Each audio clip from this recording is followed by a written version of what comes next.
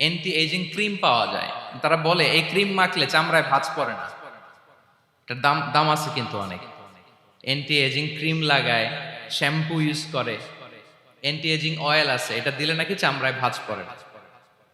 Even ভারতের অনেক বড় একজন ব্যবসায়ী মুকেশ আম্বানি, নাম শুনছেন না, যে তার ছেলের বিয়ে হয়ে গেল, তো এই মুকেশ আম্বানির স্ত্রী নীতা আম্বানি, সে কিছুদিন আগে এক বটল গোল্ড ওয়াটার খেয়েছে, gold water, and it's cost $60,000 $60,000 দাম এক বোতল গোল্ড ওয়াটারের। কেন? ফর অ্যান্টি এজিং, যাতে বয়সের ছাপ গালে না থাকে। এখন বলেন, এভাবে কি আমাদের বয়সকে ধরে রাখা সম্ভব এই পৃথিবীতে? সম্ভব না, কারণ এই ফিচারটা দুনিয়ার ফিচার না, এটা জান্নাতের ফিচার। সুবহানাল্লাহ পড়েন। তাহলে জান্নাতে কেউ অসুস্থ হবে না, জান্নাত হবে চির যৌবন, চির যৌবনা। ওখানে আমরা যুবক থাকবো, প্রত্যেকে 33 বছরের যুবক যুবতী হয়ে জান্নাতে ঢুকবো। বিষ্ণু ইসলাম বলেন, আহলুল জান্নাতি জুরদা ওয়া মুরদা ওয়া আবনাউ সালাসিন ওয়া সালাসিন। জান্নাতে যারা যাবে শুভ্র দাড়িবিহীন, প্রত্যেকে হবে 33 বছর বয়সের। ওই যে 33 বছর বয়সে একবার ঢুকলেন, আর বয়স বাড়বে না, ওইটাই চিরকাল ওই বয়স পাবেন। জান্নাতের আরেকটা ফিচার হচ্ছে নো ফ্রাস্ট্রেশন, কোনো চিন্তা নাই, দুশ্চিন্তা নাই, হাইপার টেনশন নাই, সজীব প্রাণবন্ত। সুবহানাল্লাহ। জান্নাতের আরেকটা ফিচার হচ্ছে there is no expiry date in জান্নাত। এক্সপায়ারি ডেট আছে? জান্নাতে যে ঢুকবো 7 দিনের জন্য চেক ইন, নাকি চেক ইন কয় দিনের জন্য? 7 দিন, 10 দিন পরে চেক আউট করে ফেলবে, এরকম না। নো এক্সপায়ারি ডেট, আজীবন। একবার এন্ট্রি পেলে বের হওয়ার টেনশন নাই। আল্লাহু আকবার। তাহলে no expiry date, rather it's eternal, আজীবন থাকবেন, খালিদিনা ফিহা, চিরকাল থাকবেন। এবং জান্নাতের সবচাইতে গুরুত্বপূর্ণ ফিচার হচ্ছে there will be no death in জান্নাত। জান্নাতে আপনার আর মৃত্যু হবে না, মৃত্যুর বিদায় হবে। তার মানে আপনি অমর হবেন। তাহলে আপনি চির সুস্থ, চির সবল হবেন জান্নাতে, চির যুবক থাকবেন, প্রাণবন্ত থাকবেন, আপনি অমর হবেন, আপনি জান্নাতে মরবেন না। জান্নাতীরা যখন জান্নাতে যাবে, ফেরেশতারা ডেকে বলবে, ইয়া আহলাল জান্নাতি ইন্না লাকুম আন তাসিহু ফালা তাসকামু আবাদা। জান্নাতীরা চিরকাল সুস্থ থাকবা, অসুস্থ হবা না। ইন্না লাকুম আন তাশিব্বু ফালা তাহরামু আবাদা, তোমরা শাবাব থাকবা, বুড়া হবা না। ওয়া ইন্না লাকুম আন তাহইয়াউ ফালা তামুতু আবাদা, চিরকাল বেঁচে থাকবা, মরবা না। এবং সেদিন জান্নাতে মৃত্যু দেয়া হবে, মৃত্যু দেয়া হবে। ইউতাল মাউতু বিকাবশিন আমলাহ, একটা ছাগলের আকৃতিতে মৃত্যুকে আনা হবে। ফায়ুযবাহুল মাউত, মৃত্যুকে জবাই দেয়া হবে। এবার জান্নাতীরা তাকিয়ে থাকবে, ফেরেশতারা বলবে, ইয়া আহলাল জান্নাতি খুলুদুন ফালা মাউত, হে জান্নাতীরা চিরকাল এই জান্নাতে থাকবে। তাহলে জান্নাতের ফিচার পাইছেন। এখন কোন বোকা যদি এই ফিচার দুনিয়ায় খোঁজে, পাবে? পাবে না, কারণ দুনিয়ার ফিচার আলাদা। দুনিয়ার ফিচার কি?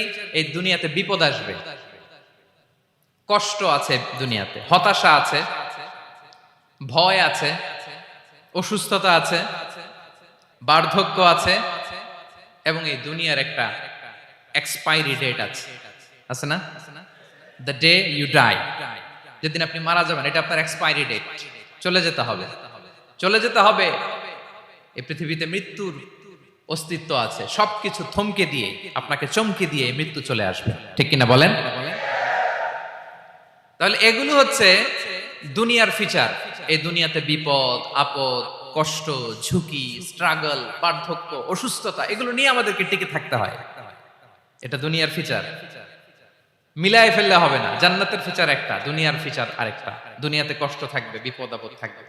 এই দুনিয়ার ফিচারটা আল্লাহ তাআলা কোরআনের একটা আয়াতে খুব চমৎকার ভাবে উল্লেখ করেছেন, সেটা দিয়েই আমি আলোচনা শুরু করেছি। আল্লাহ তাআলা ইরশাদ করছেন, ওয়ালা নাবলুওয়ান্নাকুম বিশাইইম মিনাল খাউফি ওয়াল জুই ওয়া নাকসিম মিনাল আমওয়ালি ওয়াল আনফুসি ওয়াস সামারাত ওয়া বাশশিরিস সাবিরিন। আল্লাহ তাআলা বলছেন, অবশ্যই অবশ্যই আমি তোমাদেরকে পরীক্ষা করব, ভয় দিয়ে, ক্ষুধা দিয়ে, সম্পদের ঘাটতি দিয়ে, আতঙ্ক দিয়ে, প্রাণনাশ দিয়ে, ফল ফসলের হানি দিয়ে পরীক্ষা করব। কিন্তু এই পরীক্ষায় যারা উত্তীর্ণ হবে, যারা সবর এখতিয়ার করবে, ওয়াবাশশিরিস সাবিরিন, ধৈর্যশীলদের জন্যই হচ্ছে সুসংবাদ। আলহামদুলিল্লাহ পড়ে। তাহলে সম্মানিত সুধী, আমরা বুঝতে পারলাম এই পৃথিবীর ফিচার হচ্ছে এখানে বিপদ থাকবে, বিপদ ছাড়া কেউ থাকবে না। স্ট্রাগল থাকবে, কষ্ট থাকবে, ঝুঁকি থাকবে, রিস্ক থাকবে, এবং নানা ধরনের বিপদ আপদ দিয়ে আল্লাহ তাআলা আমাদেরকে পরীক্ষা করবেন। এটা মাস্ট, এটা আমাদের মাইন্ডসেটে নিয়ে নিতে হবে। মাইন্ডসেটে এটা ক্লিয়ার থাকতে হবে। চিরসুখ চিরশান্তি এই দুনিয়াতে মিলবে, কোথায় মিলবে তাহলে এটা? তাহলে বিপদ আসবেই, আপদ আসবেই, পরীক্ষা থাকবেই আমাদের জীবনে। তবে ইন্টারেস্টিংলি মজার বিষয় হচ্ছে পরীক্ষাটা এক একজনের এক এক রকম। পুরো পৃথিবীটা একটা পরীক্ষা ক্ষেত্র, কিন্তু কারো প্রশ্নপত্রের সাথে কারো প্রশ্নপত্রের কোনো মিল নাই। সুবহানাল্লাহ। আমার পরীক্ষা একরকম, আপনার পরীক্ষা আরেক রকম, ওই ভাইয়ের পরীক্ষা আরেক রকম, ওনারটা আরেক রকম। সবাই পরীক্ষার্থী, সবাই পরীক্ষার্থী, কিন্তু কারো প্রশ্নপত্রের সাথে কারো প্রশ্নপত্রের কোনো মিল নাই। কারোর জন্য পরীক্ষা হচ্ছে সে খুব অসুস্থ, প্রচন্ড অসুস্থতা, তার জন্য পরীক্ষা। ক্যান্সারের রোগী, দুরারোগ্য ব্যাধি, ডক্টর বলছে 4th স্টেজে চলে আসছে, কয়েক মাস বাঁচতে পারে, এটা তার জন্য পরীক্ষা। আবার কারো দেখবেন যে খুব একটা অসুস্থতা নাই, অসুস্থতার ঝামেলা নাই, কিন্তু তার দারিদ্রতা আছে, তার আর্থিক অনটন, এটা তার জন্য পরীক্ষা। আবার কারো দেখবেন অসুস্থতাও নাই, দারিদ্রতাও নাই, তার দাম্পত্য জীবনের সমস্যা আছে না নাই? অনেকের দেখবেন এগুলো কোনোটাই সমস্যা না, তার ছেলে কথা শোনে না, মাদকাসক্ত। আহা, মাদকাসক্ত, রিহ্যাবে পাঠায়, আবার আসে, আবার গাঁজা খাওয়া শুরু করে, আছে না নাই বলেন? দেখেন তার পরীক্ষাটা আবার আলাদা। অনেকের দেখবেন মেয়ে বাবার কথা শোনে না। আবার অনেকের দেখবেন যে ব্যবসায় সমস্যা, লসের পর লস, লাভ উঠাতে পারে না। তাহলে পরীক্ষা ছাড়া, বিপদ আপদ ছাড়াই দুনিয়াতে কেউ নাই, কেউ নাই প্রিয় ভাইরা। এটা আমাদের মাথায় রাখতে হবে। পরীক্ষা আপনাকে দিতেই হবে, পরীক্ষা দিয়ে দিয়েই নিজেকে প্রমাণ করতে হবে। আর এক একজনের পরীক্ষাটা এক এক রকম, কারো পরীক্ষার সাথে কারো পরীক্ষার কোনো মিল থাকবে না। তো মাঝে মাঝে আমরা এটা ভুলে যাই। আল্লাহ তাআলা কালামে পাকে রিমাইন্ডার দিয়ে আমাদেরকে স্মরণ করিয়ে দিতে চান যে এই পৃথিবীতে আসলে তোমরা এসেছো পরীক্ষা দিতে। এটাই জীবনের বড় বাস্তবতা। আমাদের জীবনে যত হতাশা, আমাদের জীবন নিয়ে যত অভিযোগ, আমাদের মনে যত কষ্ট, আমাদের হৃদয়ের ভেতরে যত অস্থিরতা, তার মূলে হচ্ছে এই সমস্যা যে আমরা ভুলেই গেছি আমরা পরীক্ষা দিতে আসছি। এটা যদি ভুলে না যান, এটা যদি আপনার মাইন্ডসেটে থাকে যে পুরো জীবনটা একটা পরীক্ষা, তাহলে দেখবেন কোনো কিছু আপনাকে কাবু করতে পারবে না। আপনি হতাশ হবেন না, জীবন নিয়ে আর অভিযোগ থাকবে না, আপনি ভেঙে পড়বেন না, সব অভিযোগ হতাশা দূর হয়ে যাবে। তারপর বুঝতে পারলাম পরীক্ষা আপনাকে দিতেই হবে। পরীক্ষা দেয়া ছাড়া এই পৃথিবী থেকে চলে যাওয়ার কোনো চান্স বা সুযোগ আমাদের কারো নেই। সূরাতুল আনকাবুতে আল্লাহ তাআলা এই কথাটা আরো চমৎকার ভাবে বলেছেন। আল্লাহ তাআলা ইরশাদ করছেন, আহাসিবান নাসু আইয়ুতরাকু আইয়াকুলু আমান্না ওয়া হুম লা ইফতানুন ওয়ালাকাদ ফাতান্নাল্লাযীনা মিন ক্বাবলিহিম ফালা ইয়া'লামান্নাল্লাহুল্লাযীনা সাদাকু ওয়ালা ইয়া'লামান্নাল কাযিবিন। আল্লাহ বলেন, মানুষ কি ভেবেছে সে শুধু বলবে আমি ঈমানদার আর তাকে আমি জান্নাতে ঢুকাই দিব? না, কখনো না, কোশ্চিন কালেও না। বরং পূর্ববর্তীকালে যারা পৃথিবীতে এসেছিল তাদেরকে আমি পরীক্ষা নিয়েছি, পরীক্ষা করেছি, এবং তাকেও ঈমানের প্রশ্নে সে সত্যবাদী না মিথ্যাবাদী পরীক্ষা দিয়ে দিয়ে নিজেকে প্রমাণ করতে হবে। ঠিক কিনা বলেন? পরীক্ষা দিয়ে আপনাকে প্রমাণ করতে হবে। এবং এই পরীক্ষার ব্যাপারটা, এটা যে শুধু আমরা সাধারণ মানুষ আমাদের জীবনে দুঃখ বিপদ পরীক্ষা এমনটা না। এই পৃথিবীর সবচেয়ে শ্রেষ্ঠ মানুষ যারা ছিলেন তাদেরকে আল্লাহ পরীক্ষা নিয়েছেন। বলেন তো এই পৃথিবীতে সবচাইতে শ্রেষ্ঠতম মানুষ কারা? সবচাইতে শ্রেষ্ঠ ভালো মানুষ কারা ছিল পৃথিবীতে? বলেন তো নবীরা। আওয়াজ করে বলেন তো কারা? তো বলেন তো নবীদের জীবনে পরীক্ষা ছিল কি ছিল না? হ্যাঁ ছিল। বেশি না কম? বিষ্ণু ইসলামকে জিজ্ঞাসা করা হলো, আইয়ুন নাসি আশাদ্দু বালাআন ইয়া রাসূলুল্লাহ, হে আল্লাহর রাসূল, এই পরীক্ষিত কাদের জীবনে পরীক্ষা বেশি? বিষ্ণু ইসা ইসলাম বললেন আল আম্বিয়া, নবীদের জীবনে। আল আম্বিয়া সুম্মাল আমসাল ফাল আমসাল, সবচাইতে জীবনে পরীক্ষার সম্মুখীন সবচাইতে বেশি হয়েছেন নবীরা। তারপরে নবীদের পরবর্তী অবস্থান যাদের, সিদ্দিকিন যারা, সোহাদা যারা, সালিহিন যারা, আল্লাহওয়ালা যারা, তাদের জীবনে পরীক্ষা বেশি। ইউবতালার রাজুলু আলা হাসাবি দীনি, ব্যক্তির দিনদারি যত বেশি তার জীবনে আল্লাহর পরীক্ষাও তত বেশি। আপনি আল্লাহওয়ালা হবেন, আপনার জীবনে পরীক্ষাও অনেক বেশি। এজন্য ইমানদার হওয়া যেমনি মর্যাদার, ইমানদারের জীবনে পরীক্ষাও হবে অনেক বেশি। এবং পরীক্ষা যত বড়, খেয়াল রাখতে হবে, মন খারাপ করার কোনো সুযোগ নেই। পরীক্ষা যার জীবনে যত বড়, সেটাতে সফল হতে পারলে ওটার প্রতিদানও বড়। পরীক্ষা যত বড়, এটাতে সাকসেস হইতে পারলে এটার রিওয়ার্ডও তত বড়। বিষ্ণু ইসা ইসলাম বলেন ইযামুল জাযাই মাআ ইযামিল বালা, বালা যত বড় জাযাও তত বড়, প্রতিদানও তত বড়। আপনারা নবীদের জীবনে যদি খেয়াল করেন, দেখবেন যেই নবীর জীবনে পরীক্ষা যত বেশি, সেই নবীর জীবনে সফলতাও তত বেশি। সাইয়েদনা ইব্রাহিম আলাইহিস সালামের কথাটা একটু খেয়াল করেন তো, বলেন তো ওনার জীবনে পরীক্ষা কেমন ছিল, বেশি না কম? ওনার জীবনের পরীক্ষা থেকেই তো আমরা এই শব্দটা ব্যবহার করি, আমরা বলি অগ্নি পরীক্ষা। কি বলি? মানে আগুনে নিক্ষেপ করা হয়েছে সাইয়েদনা ইব্রাহিম আলাইহিস সালামকে, তাও স্বাভাবিকভাবে না, উলঙ্গ করে, ন্যাকেট করে ওনাকে অপমানিত করবার জন্য ওনার গায়ের জামা কাপড় খুলে উলঙ্গ অবস্থায় আল্লাহর খলিল সাইয়েদনা ইব্রাহিম আলাইহিস সালামকে অগ্নিকুণ্ডে নিক্ষেপ করা হয়েছিল। এরকম এক্সপেরিয়েন্স এই অডিটোরিয়ামের ভেতরে আমাদের কখনো হয়েছে? তাইলে সাধারণ মানুষের জীবনের পরীক্ষা আর নবীদের জীবনের পরীক্ষার মধ্যে পার্থক্য আছে না নাই? ওই পরীক্ষায় উনি পাশ করে ফেললেন। ৮৬ বছর পর্যন্ত আল্লাহর কাছে দোয়া করলেন, আল্লাহ আমাকে একটা নেককার সন্তান দাও। আল্লাহ সন্তান দেয় না। ৮৬ বছর পরে আল্লাহ তাআলা সাইয়েদনা ইব্রাহিম আলাইহিস সালাম এবং হাজারের ঘরকে উজালা করে সন্তান দিলেন। সাইয়েদনা ইসমাঈল আলাইহিস সালাম পৃথিবীতে আসলেন কত বছর বয়সে? ৮৬ বছর বয়সের এখানে কেউ আছেন? হ্যাঁ, আছি আমরা? কেউ নাই। ৮৬ বছর বয়সে প্রথম সন্তান পেয়েছে। তাদের ঘরকে উজালা করে আল্লাহর নবী সাইয়েদনা ইসমাঈল আলাইহিস সালাম আসলেন। এবার আল্লাহ বললেন, যাও স্ত্রীকে আর এই কলিজার টুকরা সন্তানকে, থাকো তো প্যালেস্টাইনে, প্যালেস্টাইন থেকে ১৫০০ কিলোমিটার দূর, দ্য ব্যারেন ল্যান্ড, ওই মক্কার ধুধুমরু প্রান্তরে রেখে আসো, যেখানে কেউ নাই, মানুষ নাই, গাছ নাই, পাখি নাই, পানি নাই, যাও রেখে আসো।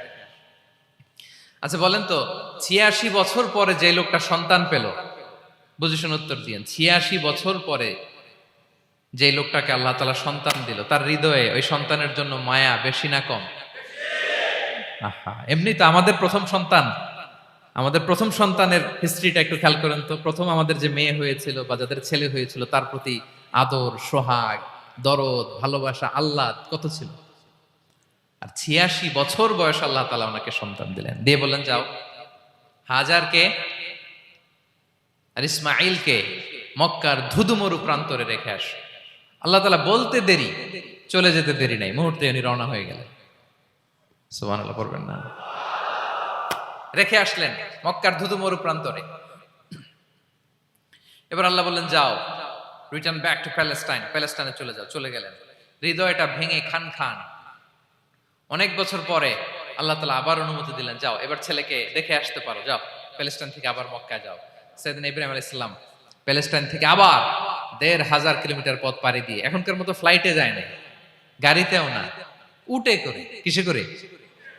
উনি যে কতবার মক্কা থেকে ফিলিস্তিন এসেছেন আর গিয়েছেন, কোনো ইয়ত্তা নাই, হিসাব নাই। গেলেন, এবার ছেলেটা হাঁটতে পারে, দৌড়াতে পারে, একটু একটু কথা বলতে পারে, আব্বু আব্বু ডাকতে পারে। কেমন মায়া লাগে বলেন তো? মায়া ভালোবাসায় যখন টইটম্বুর, ঠিক ওই মুহূর্তে আল্লাহ বললেন, ছেলেকে জবাই করো, জবাই করো ছেলেকে। আল্লাহ তাআলা বলতে দেরি করেছেন, আল্লাহর আদেশ পালনে ১ সেকেন্ডও তিনি দেরি করেন নাই। ছুরি চালালেন, জান্নাত থেকে দুম্বা নিয়ে আসা হলো। এভাবে আল্লাহর নবী ইব্রাহিম আলাইহিস সালাম ওনার জীবনের প্রতিটি ক্ষেত্রে যেখানে আল্লাহ তাআলা ওনাকে পরীক্ষা নিয়েছেন, উত্তীর্ণ হয়েছেন। এবং দেখেন ওনাকে আল্লাহ তাআলা কি উপহার দিলেন, আল্লাহ তাআলা ওনাকে খলিলুল্লাহ উপাধি দিলেন, আল্লাহর বন্ধু। সুবহানাল্লাহ বলেন। আল্লাহ তাআলা বলছেন ওয়া ইযিবতালা ইব্রাহিম রাব্বুহু বিকালিমাতিন ফাআতাম্মাহুন ক্বালা ইন্নী জাঈলুকা লিন-নাসি ইমামা। আল্লাহ অনেকগুলো পরীক্ষা নিয়েছিলেন সাইয়েদনা ইব্রাহিম আলাইহিস সালাম, প্রতিটা পরীক্ষায় সাকসেসফুলি পাস করেছেন, গোল্ডেন এ প্লাস।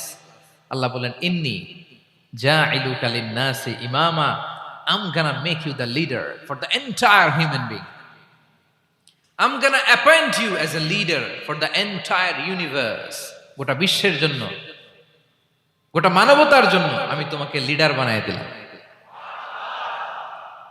ইযামুল জাযাই মা'a ইযামিল বালা। পরীক্ষা যত বড়, ওই পরীক্ষায় পাশ করলে ওইটার ফলাফল ও প্রতিদানও বড়। তাহলে দেখেন প্রিয় ভাইরা, সাইয়েদনা ইব্রাহিম আলাইহিস সালামের জীবনে পরীক্ষার কোনো শেষ ছিল না। আমি আপনি কোথায়? আল্লাহর খলিলের জীবনে যদি এত পরীক্ষা থাকতে পারে, আমি আপনি কোথায় বলেন তো? এবার বলেন, সাইয়েদনা মূসা আলাইহিস সালাম ওনার জীবনে তো কোনো পরীক্ষার ছিল না।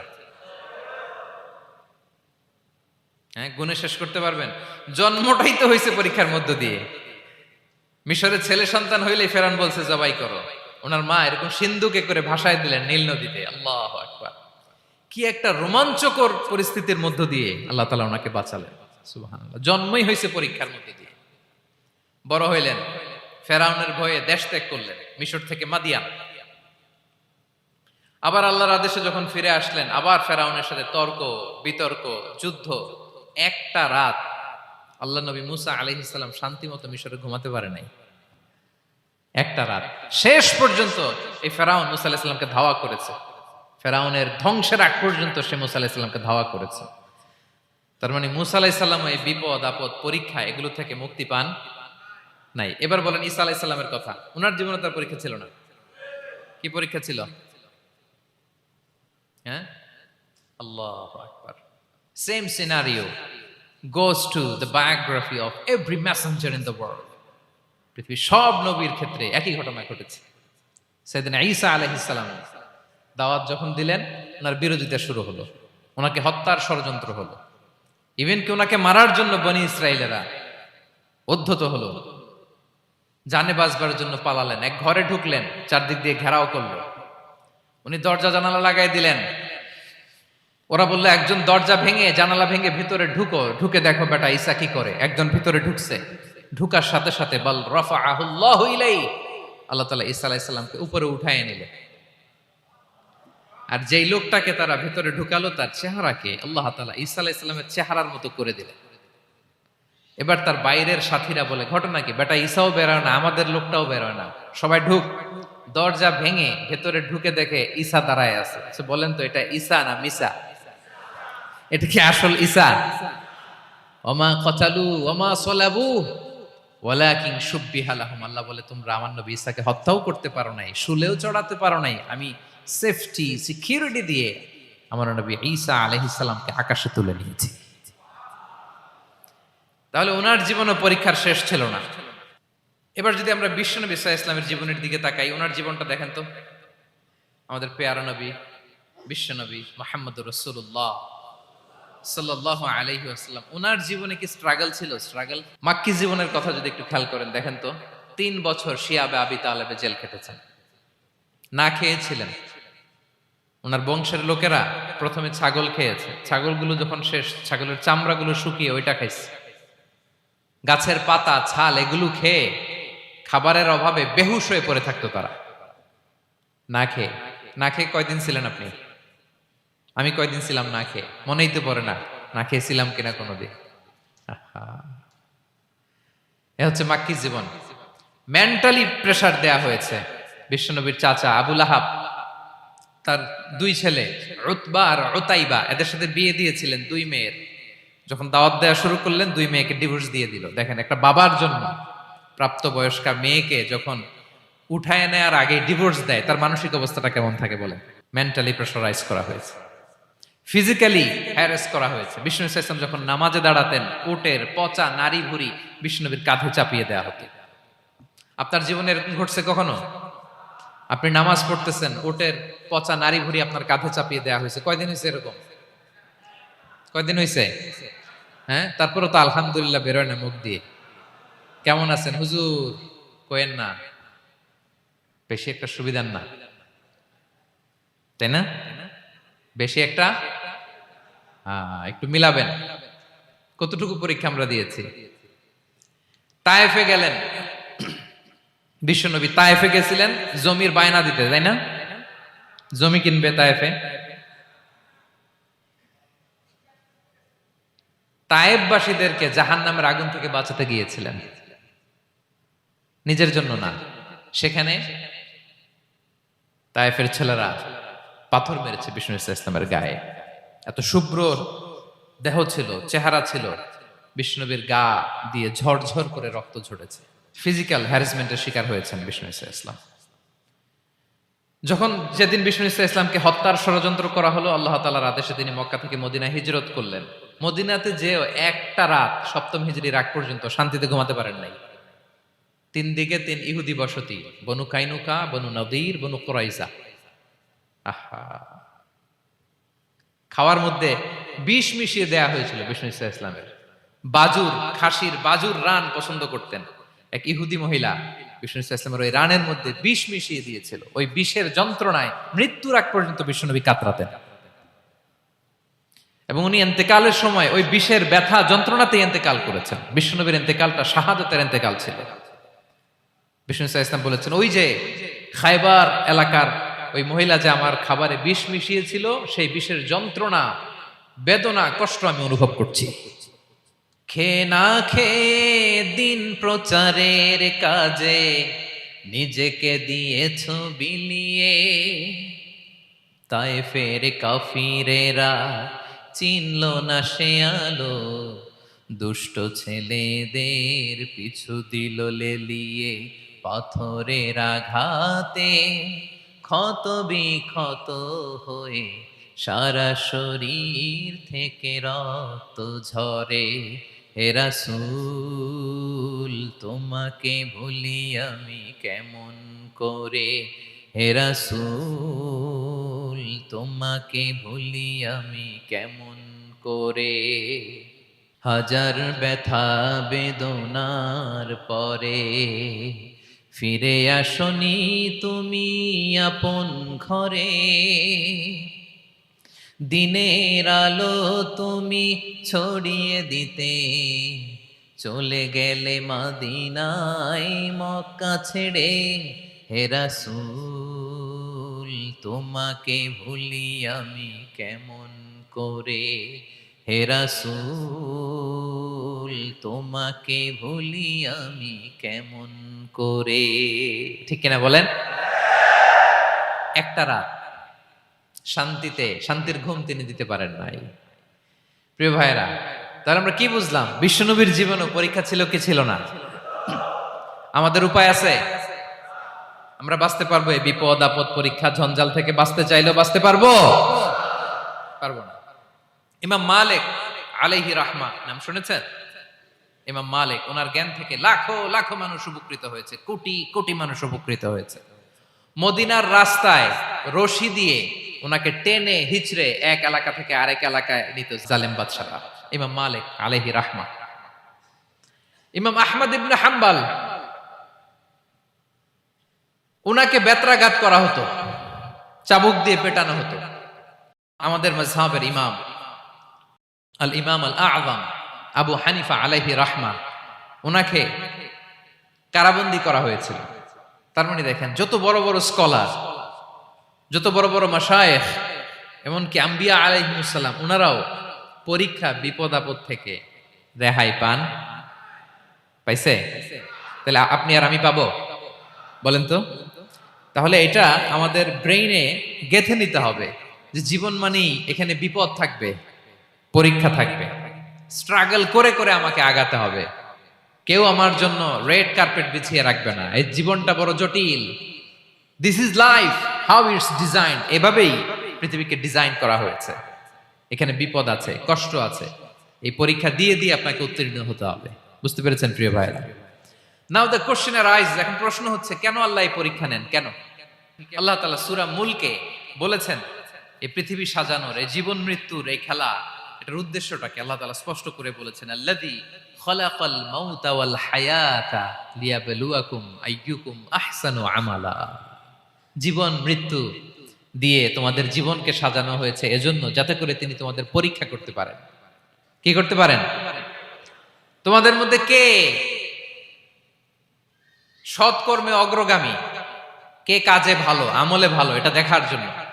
বেসিকলি আল্লাহর দেখার প্রয়োজন নাই, আমাদেরকে দেখানোর জন্য এই পরীক্ষার আয়োজন। আমি ভালো করবো না খারাপ করবো এটা আল্লাহ জানে না? তো ওনার পরীক্ষা করা লাগে কেন? কথা বলেন। আমি জান্নাতি না জাহান্নামী এটা আল্লাহ জানেন না?